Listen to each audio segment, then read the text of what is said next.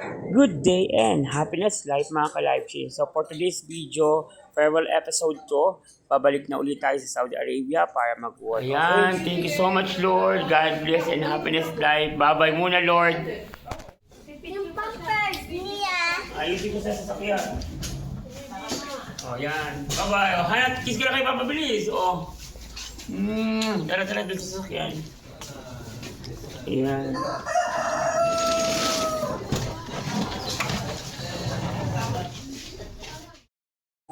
Masarap pagkakasama mo yung pamilya mo. Pero mas masarap kapag natutupad yung pangarap ng pamilya mo. We are OFW, we sacrifice our time and kailangan lumaban sa buhay para magkaroon kahit papaano ng makaranas yung pamilya mo ng maganda at may kinakain, nabibili yung gusto, nakakapagpagamot sila.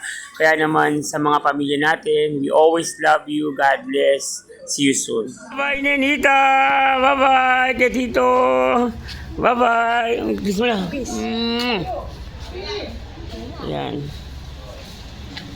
Lock niyo na yung pintulosan, ha? Mag-ingat kayo dyan palagi.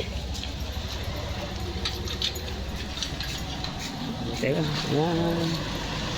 Apira na naman. Alis na ako, Lord. Bye-bye. Yan.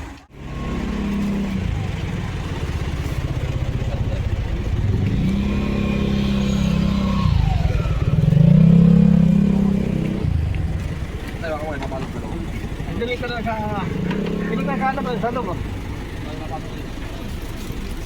Ayan. Ito ka na sa tabi ng driver tayo. Hello kuya. Ito, palis na. Layo mo naman, Dani. Di ka tumabi sa nanay.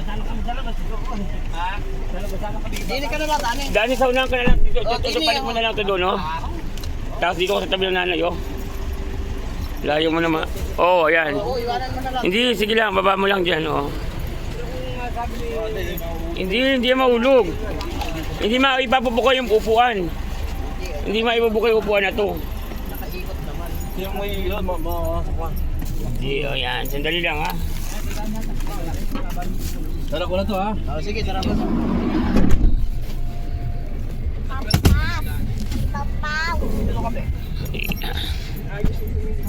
Yan si Pau Pau. Ayan.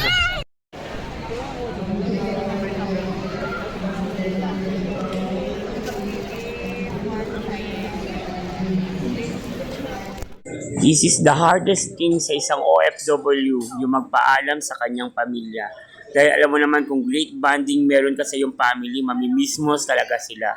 So, don't forget to subscribe, like, and share. Follow na rin po kayo, Life Change OFW Journey. Thank you!